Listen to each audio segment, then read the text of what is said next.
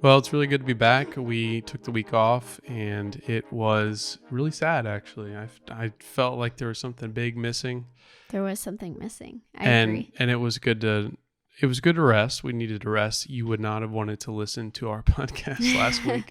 Would have been a lot of coughing. The whole Yeah, thing just would have been us hacking I the whole know. time. Well, we found out that COVID's not the only disease on the planet. There are actually other sicknesses. So we had one of Unfortunately. those, Mm-hmm. but we're getting better. We're slowly but surely healing. So glad to be back. And I think we had some good conversations in our sick days where we were just laying around, not doing very much, Yeah. as best we could. You can't really talk. You sound like this when you're talking with your nose filled up. All nasally. Yeah, all nasally. Yeah, my throat is still kind of like scratchy. So sorry if this hurts your ears. Nicholas likes it. He thinks it sounds cool, but I don't really like it. Like, I just want my voice to go back to normal. But Yeah. I mean, for the most part, we're like 90% on the mend, but it's been a long process Yeah. of being sick. So Long week. we're over it. We're over it. Yep. So one of the things that we've talked a lot about over the past few weeks is the unfortunate reality that when you are following Jesus and you have faith that convicts you of doing things that the world does, you will inevitably be left out. Yeah. Yeah, that's a really hard reality. And we kind of just wanted to break it down because if you're someone like me who, one of my top strengths, we had to take like a strengths finders test in college when I first Oh, got I've there done as that a little. test. What? I've done that test. I You think I have? have the book here. What were your top 5? Ooh. Okay. I think I was very analytical. Something with that. Okay. I was Yeah, like that sounds right. Like a achiever. You were probably like achiever. something. I'll have to do it again. Yeah. Well, it's kind of long. I don't know if you want to do it again, and you have to pay for it. Yeah, that's true. It It's was true. paid for through my very expensive tuition, so I didn't have to pay technically. But my top 5 were positivity, shocker, woo, shocker, which is winning others over. And then my third one was includer, which I remember getting those results and being like, what the heck? Like, I mean, I guess I am. It was interesting, but since then I've noticed how much of an includer I am. Like, Nicholas knows, I love the underdog. I love reaching out to people that aren't talking to anybody. I love seeking out people that look uncomfortable or look kind of like out of place or insecure or whatever it is. I just love like seeking those people out and making them feel welcome and included and just that is embraced. definitely one of your strengths. You are.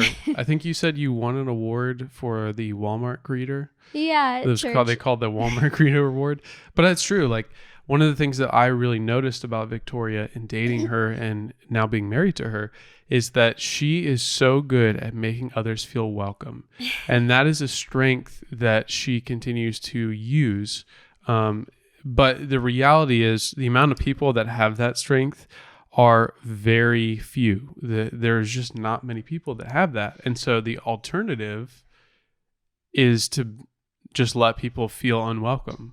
And to not do anything about it. It's so interesting because in a world where we want to spread love and hope and just love everybody and all these things, that's great, but it doesn't feel like we're really doing that. Like, I look around and I see so much hate still. So it's just interesting that the world's pushing this, but we're not really living by it. And I think that's because we're not going to the true source of love, but that's a whole nother topic.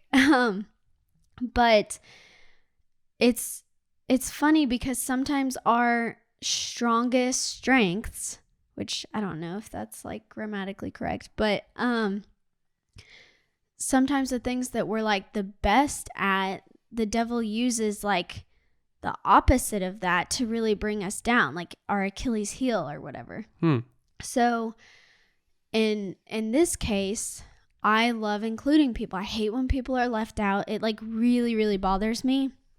And that's a really good thing. I mean, that's a great trait, especially as Christians who are to embrace this world and to be love and light and reflect the joy that we have in Christ, and to love people where they're at, and to not condone what they do, but to love them through it and to show them the right way to live, and that there is hope in the cross. And so that's a great thing. But on the opposite end of the spectrum, the devil can use that to really like poke at insecurities. And because you're so noticing of people that aren't included, when you get left out or when you don't fit in a group of people, it almost like is amplified 1,000 times. Yeah. That's really interesting because you're just really receptive of it, because you're right.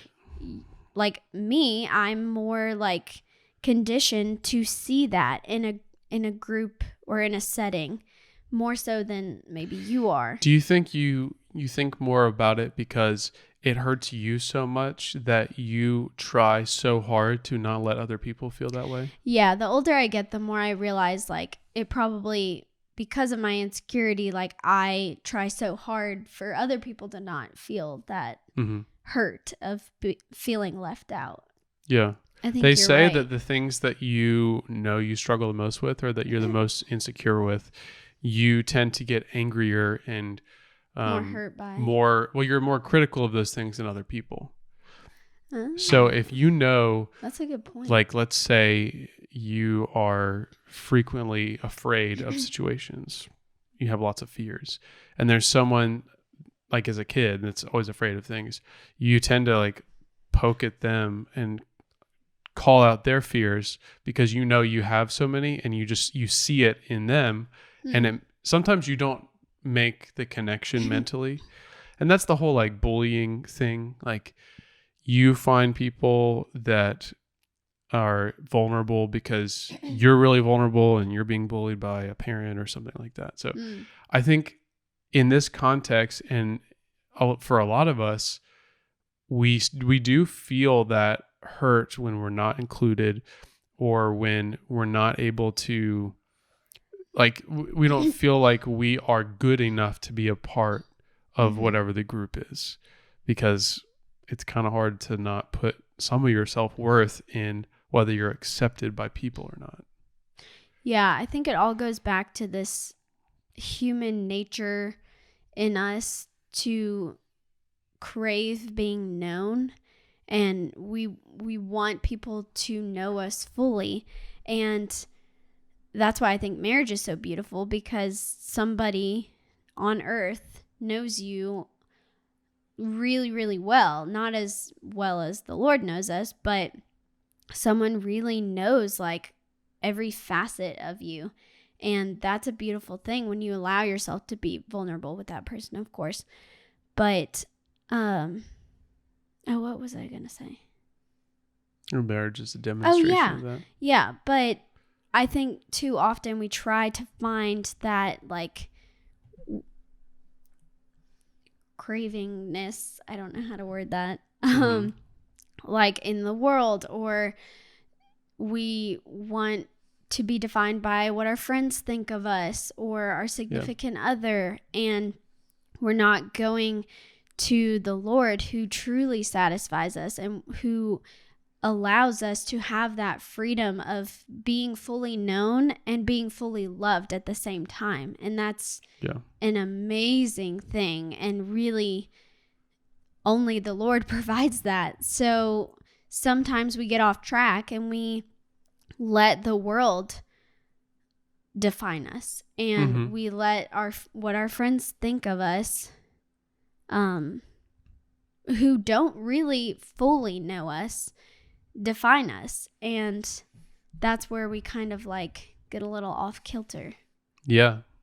So is it fair to say that we do that because we stop allowing God to fill that hole, and we say, I need a more immediate fix of that fullness, Yeah, definitely. Because it takes a good amount of effort.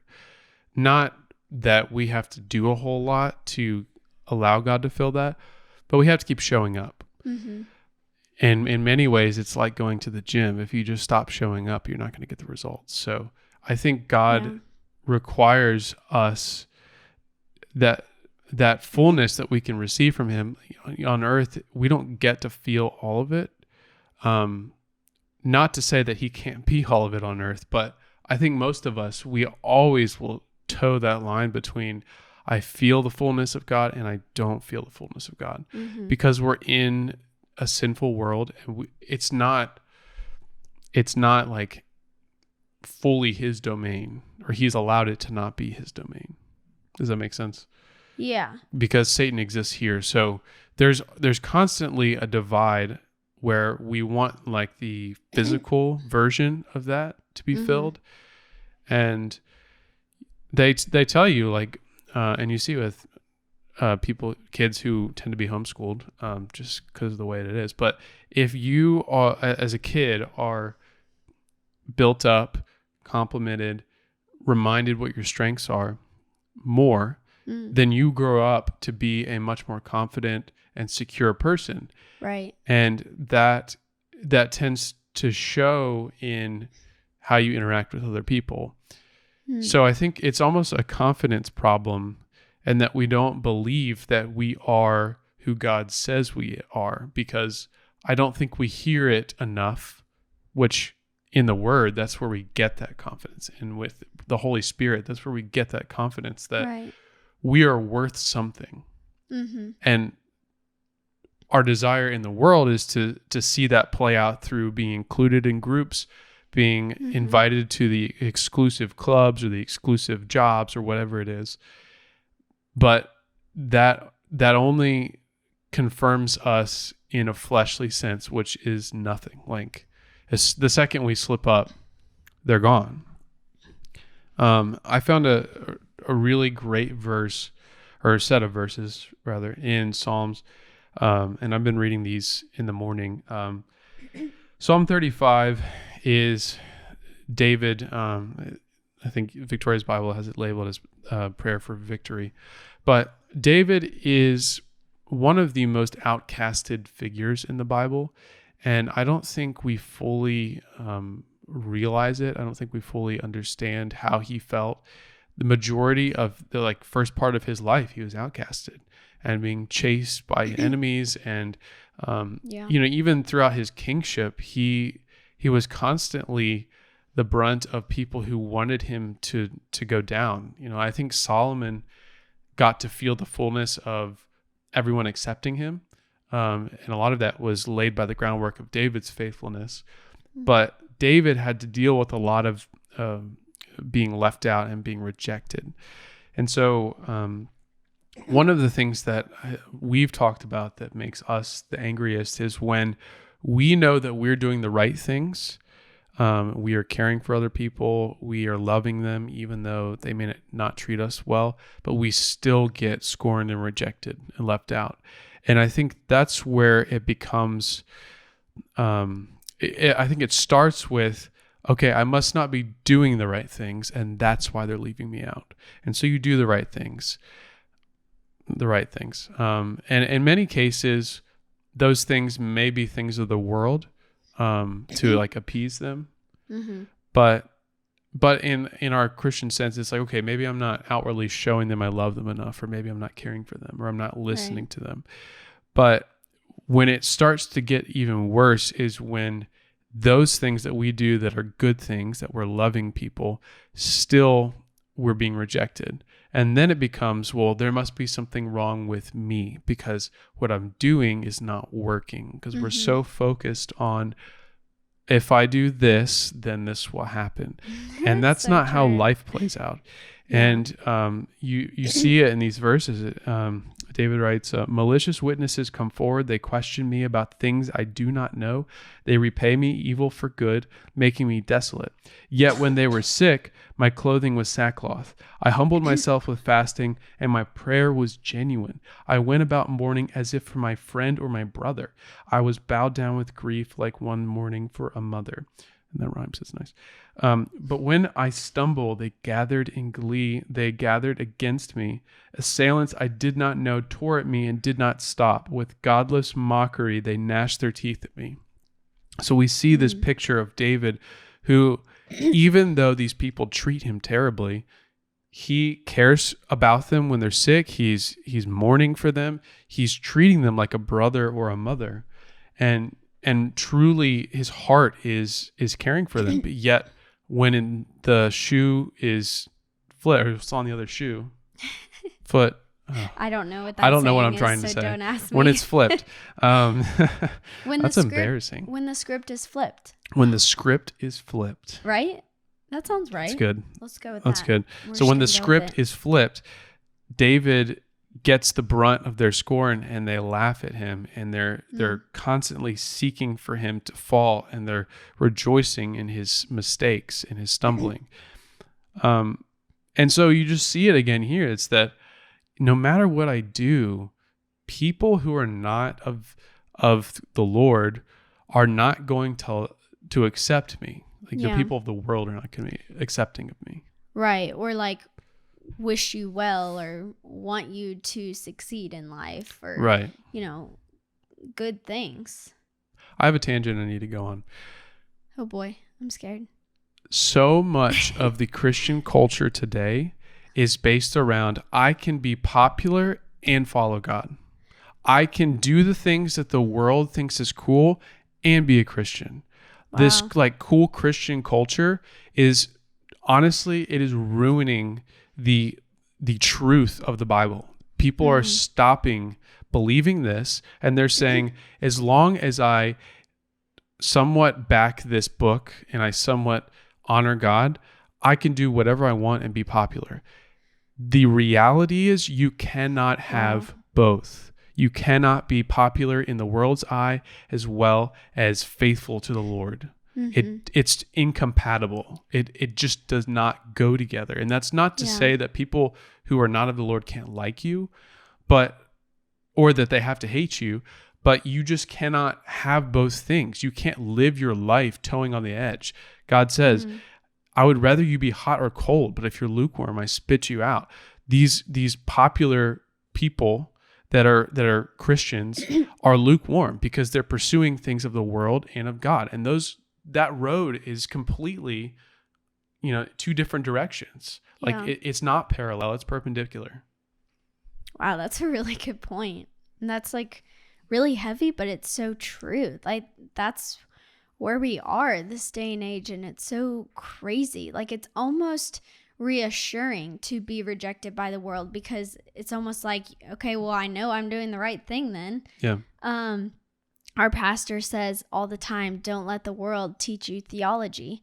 And it's so true. Like these big mainstream churches and worship groups and just pastors and whoever who are in the public eye, I feel like are allowing culture to dictate what they talk about from the Bible or how they perceive the Lord or the things that are in this book. And just they're letting the world kind of like pave the way for how they're going to live or how they're going to respond to certain things. Right. And so they're trying to be accepted.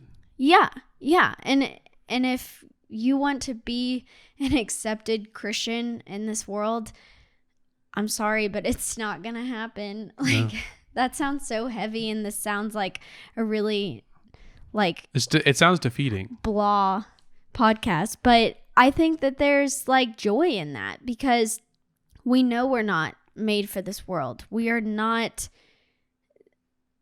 I think Paul says, is it like aliens or something? Not aliens. Aliens. I mean, foreigners. Foreigners. Yes, that's the word I'm looking for. Yeah, we're foreigners here on this earth. Like this is not our home, and that's why we long for so much more. And God has put this on our hearts, and He's chosen us, and we're so graciously thankful for that.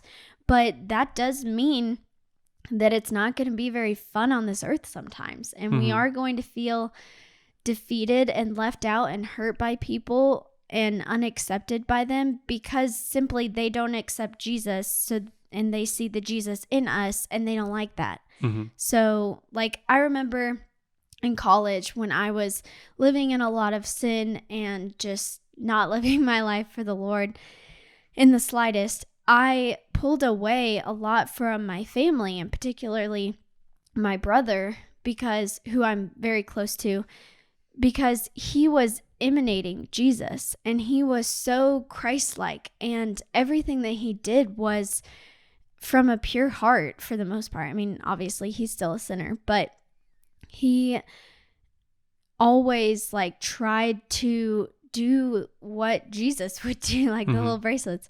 But I didn't like that. Like it made me uncomfortable because I was running from the Lord during that season, and I didn't want to be reminded or feel convicted because that's like not comfortable, you know? You don't want that feeling.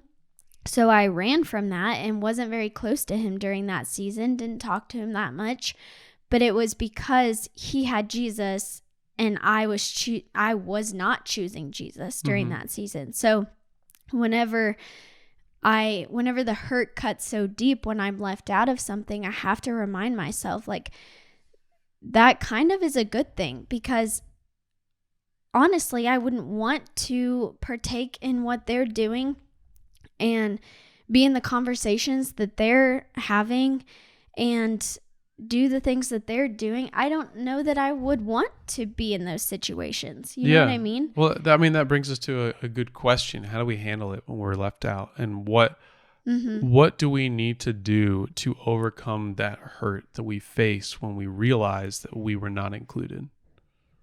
I mean, I think what helps me is just what I was saying, like reminding yourself that there's a reason why they're not choosing you. And it's not because you're not good enough, because God says you're good enough. You're good enough because he's good enough, and he chose you and he loves you and he died for you.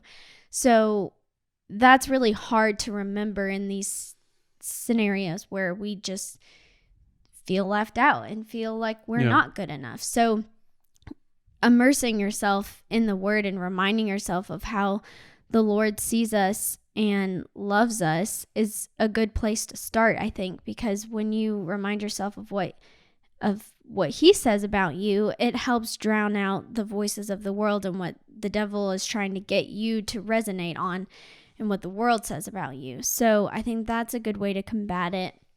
And then just taking joy, like seeing it as like a good thing, like having joy in your trials and being grateful when you're left out, because you know that there's a reason why you are being rejected by the world, and that's not something to mourn, that's something to rejoice about, that the world sees the Jesus in you and sees the sanctification of your heart and of your soul and trying to be more like him every day, and it doesn't like that. So of course it's going to say no to you, and that's a good thing. Right. I don't know. That's reassuring to me in my heart whenever I feel just so hurt from being left out. Yeah. Yeah. And you can remind yourself also that my purpose on the earth is not to be accepted by people.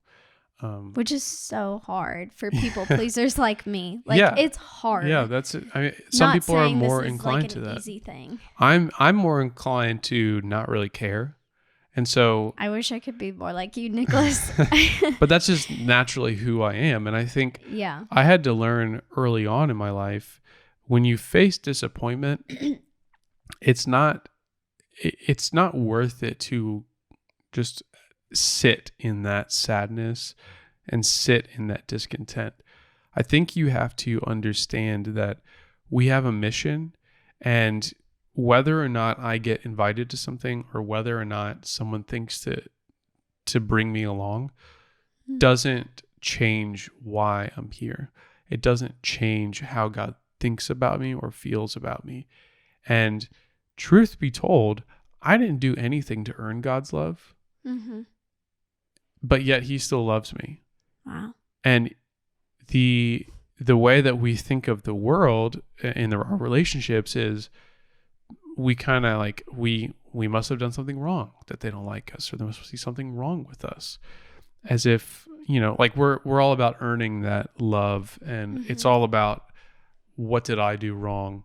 And sometimes, so much of this is not necessarily what you did or didn't do, but it's who you are and who you follow. And it just may not be the same as the people of the world. And like you're saying, you're going to be rejected because they don't like that. That makes them uncomfortable. Yeah. That's a really good point, what you're just saying about how we want to like earn it, and we want to feel like we've proven ourselves enough to get this kind of love.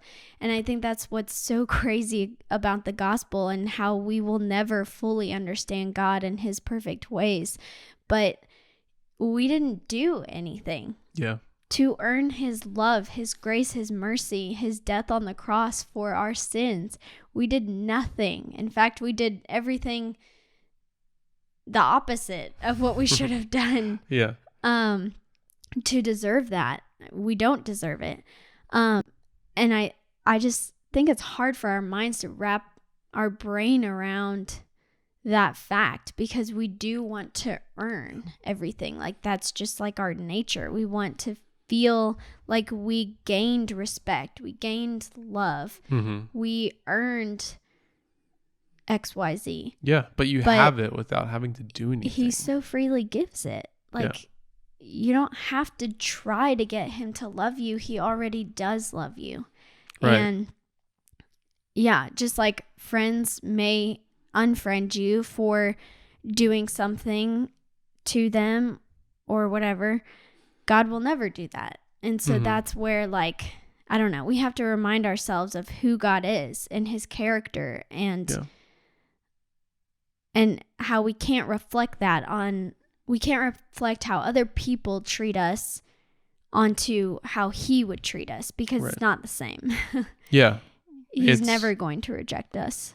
Well, I guess if we reject him one day, he will say, depart from me, I never knew you. Like, to bring it home, it's never about who we are that God chooses or doesn't choose us. Right. It's about who he is. It's about who he is. Sorry, I just completed your sentence. No, that's okay. That's okay.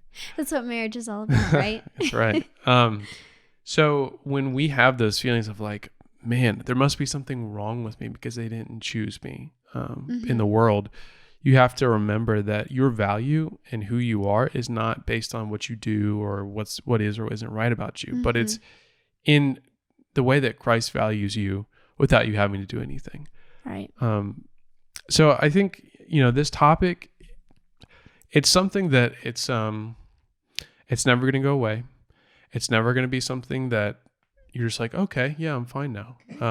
You're always going to struggle with it, but you can struggle well, and you can struggle in a way that allows God to get the glory every time you're rejected. Yeah, definitely.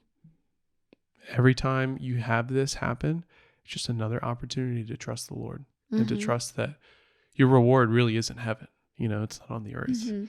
And many times the thing they're inviting you to, not that fun anyway, Yeah, you'd rather be doing something different anyways, so. Pictures, social media. Gosh. It blows it out of proportion, so don't even worry about it. Yeah. Don't even worry. Well, thanks for tuning in with us again. We're excited to be back. Yeah. A little bit. Hopefully our voices will be a little bit better next week. Yeah. Thanks for a little bit us. Stuffy. At least I am. So hopefully I'm even clearer by this time. Next podcast. But until then, make sure you share this with people around you. If you don't follow us or subscribe or whatever the button is you're supposed to click, click that, because that will help you know when we're releasing new things. Although we are pretty good about a schedule, so every Tuesday you can pick up our latest podcast on YouTube, Spotify, Google, Apple. I mean, heck, we'll even transcribe it for you and send it via mail. Anyway, until next time, keep living life in the right lane.